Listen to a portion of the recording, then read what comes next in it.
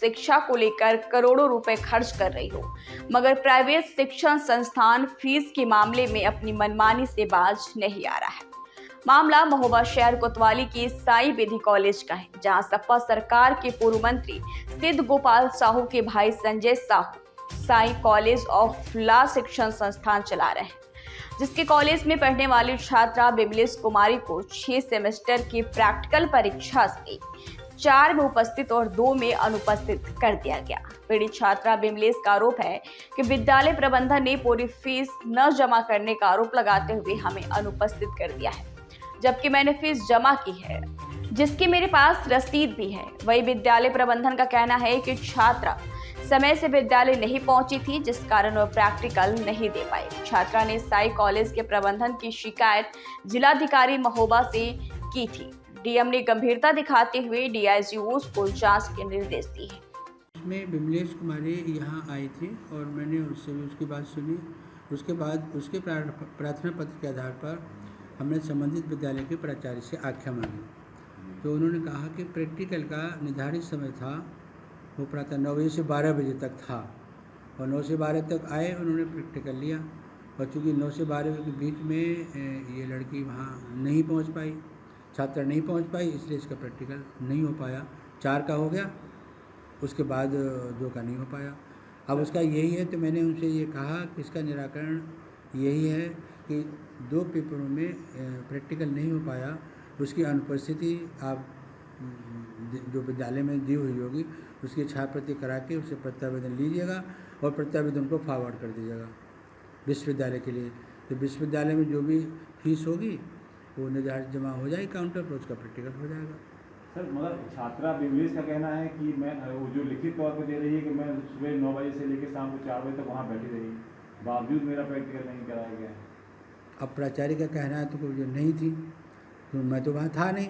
छात्रा क्या अब छात्रा तो लिख के दे रही कि मैं सुबह 9 बजे पहुँच गई थी और उसके बाद मेरा जानबूझ का प्रैक्टिकल नहीं लिया गया। और हमने जब आज्ञा मांगी तो प्राचार्य सीधे कह रहे हैं कि वो निर्धारित समय पर वहाँ नहीं थी, यह 4 प्रैक्टिकल हो गए और 2 प्रैक्टिकल नहीं हो पाए।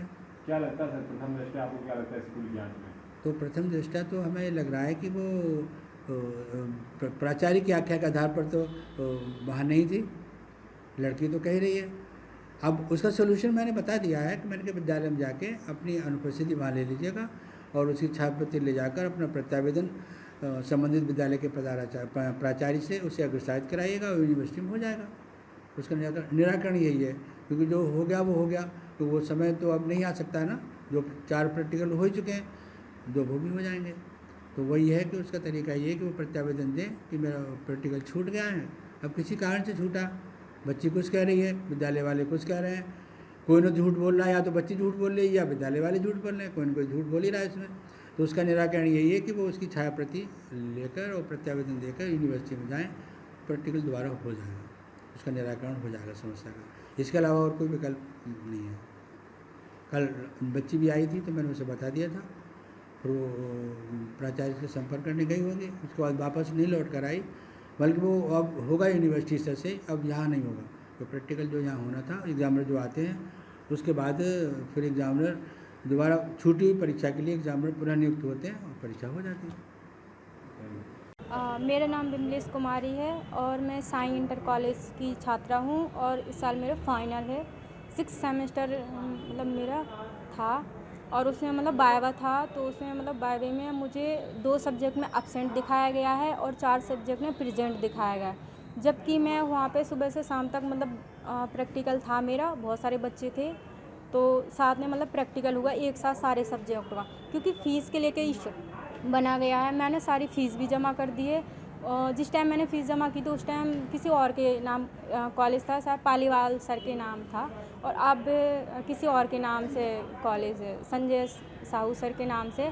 तो ये बोल रहे कि आपने पहले फ़ीस जमा की थी और हम फ़ीस आपकी दोबारा से लेंगे, वो फ़ीस नहीं मानेंगे। बट इनको मुझे 20 में बताना चाहिए, 20 में नहीं बताया, और जब लास्ट में मेरा 6वां सेमेस्टर था तब मुझे बताया, और जिस दिन प्रैक्टिकल था उस दिन बताया कि आप 11,000 फ़ीस लेके आओ, हम आपकी 11,000 फ़ीस नहीं मानेंगे। जबकि मैंने प्रिंसिपल सर को रसीद भी दिखाई है, फिर भी नहीं माना। कह रहे नहीं हम आपकी नहीं मानेंगे, आप अभी लेके आओ।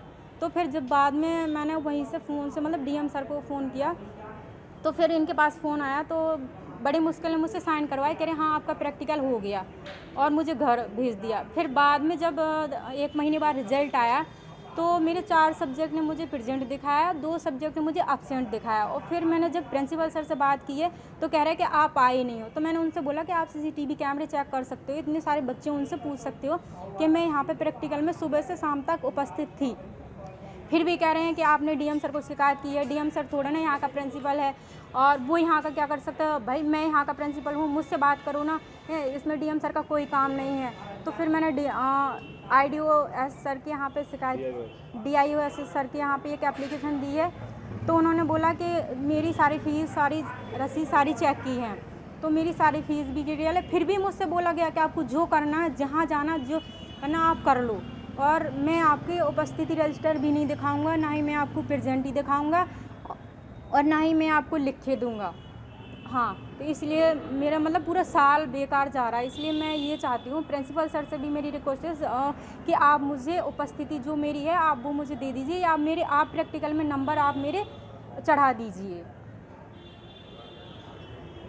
कहाँ शिकायत करी आपने? मैंने डीएम सर के यहाँ पे दी है, और DIO सर के यहाँ पे दी है, और प्रिंसिपल सर को भी मतलब कई बार वहाँ पे गई हूँ, और झांसी भी गई हूँ। तो उन्होंने बोला कि आप अपने प्रिंसिपल सर के यहाँ से आप एक एप्लीकेशन लिखवा के उसमें मोहर लगवा के लेके आओ, तब हम आपके नंबर चढ़ाएंगे, नहीं तो नहीं चढ़ाएंगे हम।